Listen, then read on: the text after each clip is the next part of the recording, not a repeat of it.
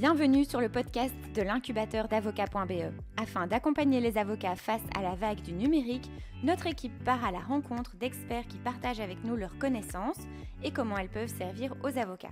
Pensez à vous abonner. Bonne écoute! Bonjour et bienvenue à la rubrique Tech et Innovation sur la radio de l'incubateur. Mon nom est Adrien Van den Branden et je suis membre de l'incubateur d'avocats.be et avocat au barreau de Bruxelles.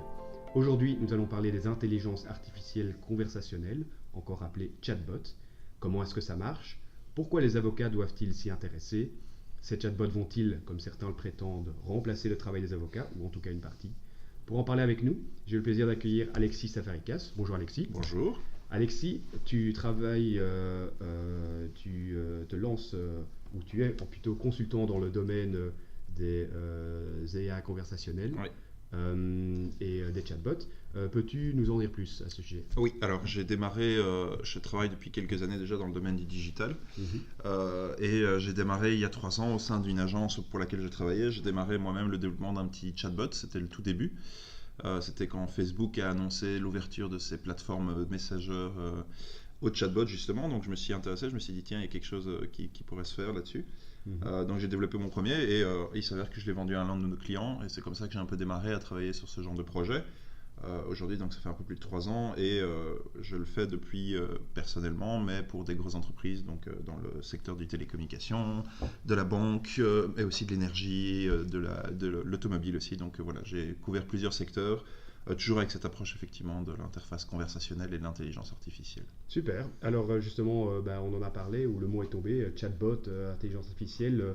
Concrètement, les chatbots, qu'est-ce que c'est et à quoi ça sert? Alors la définition, parce que j'ai quand même été regardé, la définition officielle d'un chatbot, c'est un programme d'ordinateur qui permet de simuler une conversation avec un humain, spécialement sur Internet. Donc ça c'est un peu la définition, on va dire un peu plus officielle. En gros, ça pourrait être... C'est vu comme une interface qui peut, soit via le texte, soit via la voix aussi, donc on parle plutôt de voice bot ou d'assistant vocal, répondre à des questions, pour l'instant on va dire relativement simples, d'un humain, et l'idée est vraiment, et c'est moi là-dedans que j'ai commencé à regarder le plus souvent, c'est comment est-ce qu'on peut éviter qu'une personne perde du temps à trouver de l'information, et comment est-ce qu'un chatbot qui a une interface finalement très simple où je vais lui dire ce que j'ai besoin, et le but c'est d'avoir une réponse simple et rapide. Donc c'est vraiment simplifier on va dire l'interaction entre la machine et l'humain. Ok, voilà. Et donc tu dis voice bot, chatbot, donc c'est quoi? C'est un utilisateur qui pose une question simplement dans une sorte de moteur de recherche et qui reçoit une réponse dans un langage. Ça peut être, en fait c'est assez vaste. Beaucoup de gens voient des chatbots sur Facebook Messenger. Donc pour ceux qui utilisent Facebook Messenger, vous avez la possibilité d'interagir avec certaines marques ont mis en place, je peux donner des exemples, certaines marques ont mis en place des chatbots sur leur page Facebook Messenger par exemple, ou WhatsApp est un très bon canal. Mais aussi effectivement sur du web, on peut trouver des sites qui vont inclure cette logique chatbot sans pour autant avoir des vrais chatbots. Donc par exemple, l'idée de poser une question, c'est une mécanique qui est de plus en plus intéressante. Les gens ne regardent plus pour des mots-clés, posent des questions, et c'est la même chose sur Google aujourd'hui. Donc on a vraiment cette logique où j'ai envie d'avoir une réponse à ma question bien spécifique, moi personnellement, et donc le chatbot est dans cette optique-là, elle va essayer de comprendre ma question, c'est l'idée de l'intelligence artificielle, et puis me répondre avec une bonne réponse ou non, ça c'est la question. Ok, super. Et donc est-ce que tu as des exemples à donner dans le... Alors moi-même j'ai travaillé sur plusieurs cases, en Belgique il y en a quelques-uns pour des entreprises qui utilisent ça majoritairement. Alors c'est vraiment toujours la première approche que j'ai, c'est voilà, on veut économiser un peu des coûts. Pourquoi? Parce que le chatbot est vu premièrement comme une sorte de remplacement des systèmes de call center et des systèmes de support, ce qui est assez logique, ça coûte beaucoup d'argent. Donc voilà, on met en place des petits chatbots qui peuvent répondre aux questions de base et éviter, on va dire, d'appeler trop. Aussi pour du sales, dans le cas de cette entreprise de télécommunications qui est ici très connue. Leur gros souci, c'est de vendre en ligne. Ils ont beaucoup de mal à vendre en ligne. Pourquoi? Parce qu'ils utilisent un jargon, on va dire, parfois un peu spécifique. Les gens ne comprennent pas tous, donc ils préfèrent aller dans des magasins, ce qui est un gros souci pour eux parce que ça coûte cher de travailler avec des magasins.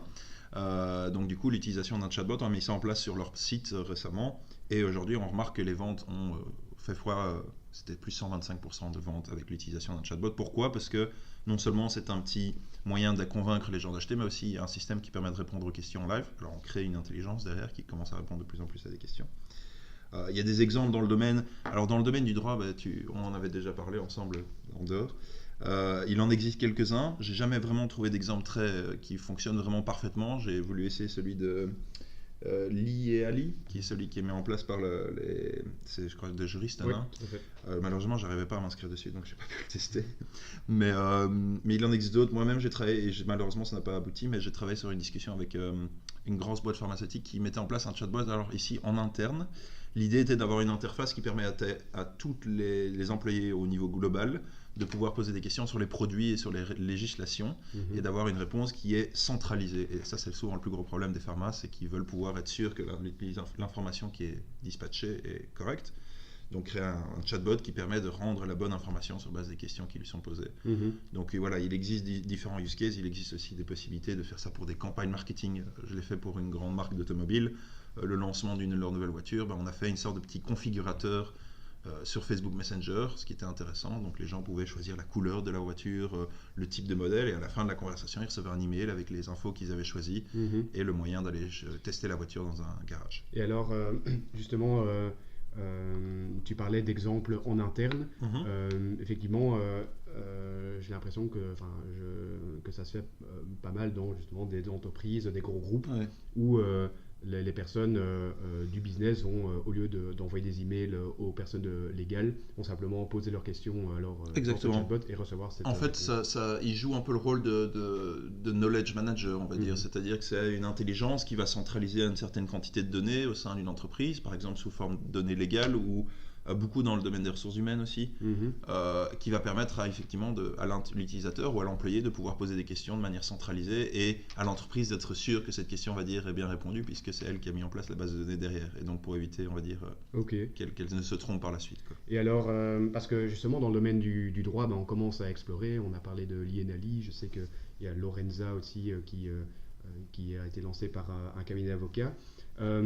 Comment est-ce que toi, tu mettrais en place un chatbot? Quelles sont un peu les étapes? À quoi est-ce qu'il faut penser et quels sont les pièges à éviter pour faire en sorte que ça fonctionne en fait? Alors, je vais commencer par un conseil très simple. Pour moi, l'idée est de commencer toujours de manière très petite. Donc, même quand je fais ça pour des grosses entreprises, je leur dis, l'idée n'est pas de réfléchir à l'idéal parfait de ce genre de solution, parce que c'est des technologies qui sont encore assez perfectible, on va dire, et donc l'idée de faire quelque chose de grand et de puissant dès le début ne marchera jamais. Il faudra démarrer simple et petit. Donc j'aurais tendance à dire, si vous avez une idée, essayez de démarrer avec ce qu'on appelle un POC, une Proof of Concept, ou en tout cas une première idée, un premier truc qui fonctionne, qui n'est pas parfait mais qui va apprendre. Et donc l'intérêt des chatbots, c'est que les gens vont parler à votre chatbot et vous allez voir ce que les gens disent à votre chatbot. Donc vous allez pouvoir construire une solution, on va dire, sur base de ce que les gens ont posé comme question, et donc enrichir, on va dire, les connaissances de votre intelligence artificielle vraiment sur base de ce que les gens font. Après, dans le domaine du droit, c'est un domaine assez délicat parce que on ne peut pas se permettre d'avoir une réponse qui est fausse. Donc le domaine de l'intelligence, la compréhension de la question est très importante. Donc c'est probablement pour cela que dans la plupart des temps, c'est des systèmes en interne pour l'instant.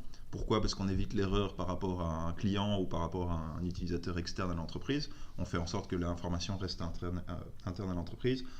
Après, il y a des chouettes petits use cases pour des bots, pour des plus petites entreprises ou pour des cabinets d'avocats, par exemple. L'idée d'utiliser un chatbot sur sa page web et pouvoir permettre à l'utilisateur de prendre des rendez-vous, de poser des questions très simples par rapport au cabinet d'avocats en question, quels sont vos domaines d'activité, etc. Donc plus dans la logique prospective. Et puis dans la logique de développer un chatbot pour des clients, je dirais qu'il faut y réfléchir par étapes. Quelles sont les questions les plus importantes? Vraiment dans la logique de volume, qu'est-ce qui est quelque chose qu'on vous pose régulièrement et que vous pourriez simplement automatiser derrière sur base d'un petit chatbot. Plus c'est spécifique, plus évidemment ça va être compliqué à mettre en place. Donc j'aurais tendance à démarrer par ce qu'on appelle low hanging fruits, les premières choses qu'on peut trouver à améliorer. Oui, c'est intéressant en fait.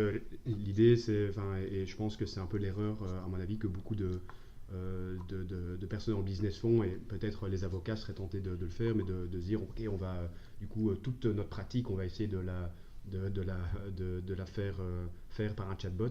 Mais donc ici, effectivement, commencer par des petits use cases, réfléchir aux questions qu'on se pose. Et en fait, une idée super intéressante ici, de se dire, tiens, si on pose des questions sur le cabinet en tant que tel, et bien là, effectivement, on pourra avoir des chatbots qui peuvent...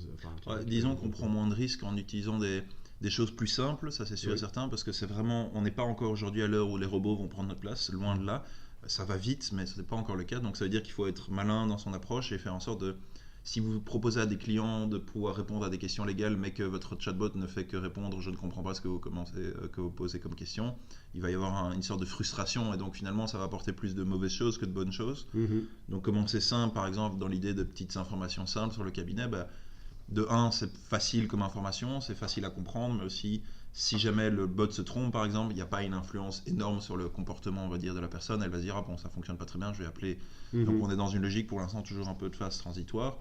Et pour des petites appréhensions par rapport au chatbot, j'aurais tendance à dire, oui, il faut commencer simple. Ok, donc ma prochaine question, mais j'ai l'impression qu'on y a déjà répondu, c'était les chatbots menaces ou opportunités pour les avocats, plutôt en fait une opportunité alors. C'est un peu la même question. C'est à chaque fois qu'on me parle d'intelligence artificielle, on me parle du remplacement du grand. Enfin, c'est un peu. Non, je ne vais pas utiliser ce terme-là.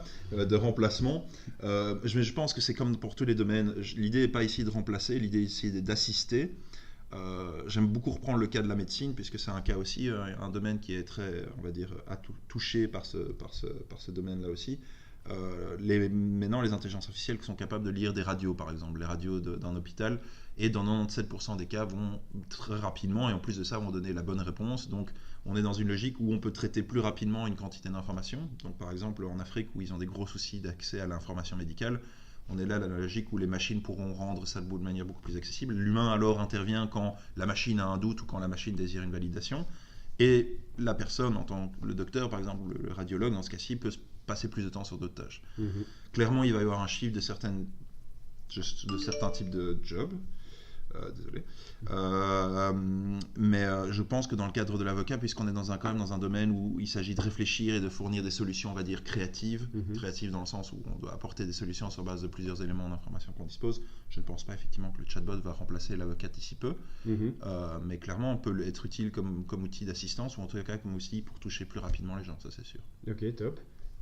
Et toi-même, venant d'un univers tech, qu'est-ce qui te frappe le plus chez les avocats ou les juristes dans leur manière de travailler ou dans leur façon de penser ? Disons que je sais que, mais c'est un peu comme pour ça que je reprenais un peu le cas de la médecine. Le cas de la médecine, c'est aussi une industrie qui n'est pas spécialement, un marché, on va dire, qui n'est pas spécialement le plus innovant au monde.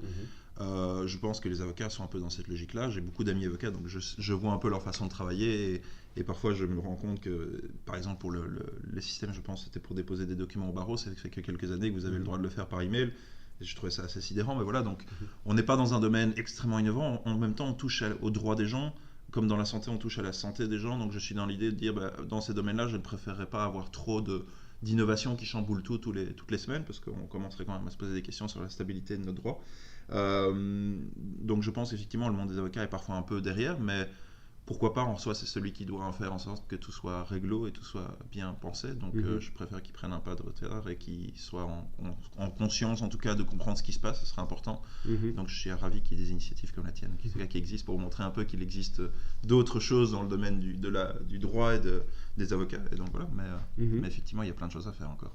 Et donc qu'est-ce que tu conseillerais aux avocats qui souhaiteraient en savoir plus sur les chatbots ou qui souhaiteraient se lancer ? Alors, il y a peu de lectures, malheureusement, au niveau livre, etc. C'est un domaine assez nouveau, c'est un domaine où beaucoup de choses sont encore à faire, donc c'est pas un domaine qui est extrêmement documenté au niveau, je vais dire livre, parce qu'il existe quand même beaucoup de ressources sur Internet.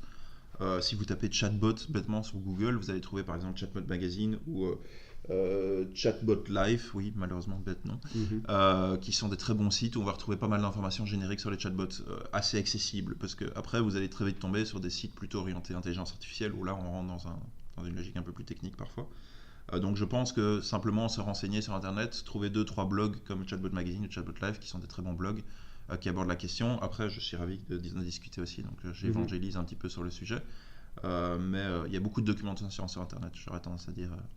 Encore une fois, c'est là où vraiment Google est l'ami. Quelques blogs, ouais, il y a pas mal de blogs qui existent. Il faut faire attention que c'est un domaine très vaste, donc on va vite tomber dans des domaines très techniques. Mais oui, pour la base, je pense que simplement l'utilisation du terme chatbot est plus intéressante parce que très orienté sur plutôt la simplicité de la solution et pas sur la technologie derrière, on va dire. Et donc tu dis c'est un phénomène très nouveau, on est encore un peu en train de bricoler dans certains cas, mais ça évolue très rapidement.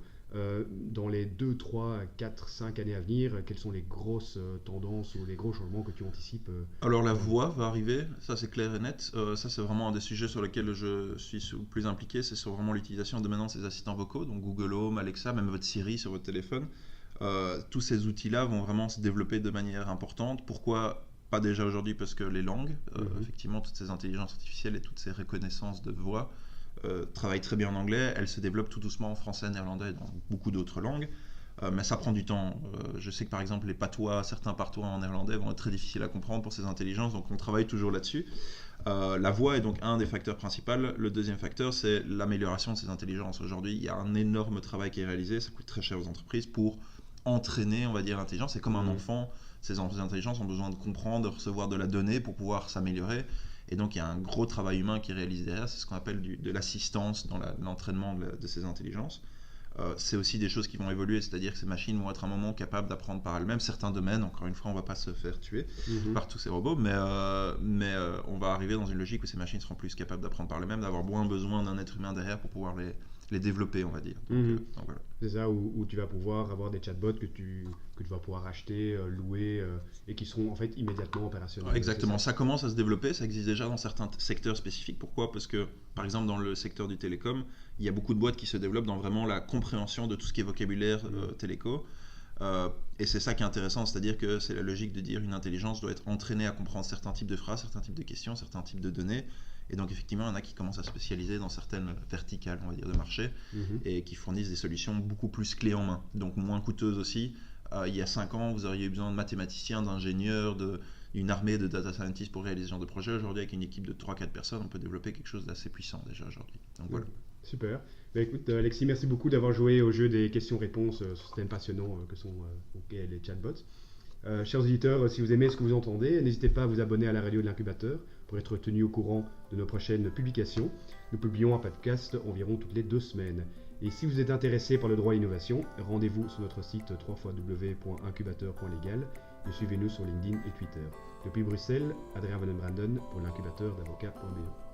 Merci d'avoir écouté cet épisode jusqu'au bout. Nous espérons qu'il vous a plu. Si c'est le cas, merci de liker, de partager l'épisode et d'en parler autour de vous pour que ce podcast puisse aider un maximum d'avocats. À la semaine prochaine pour le prochain épisode. Salut!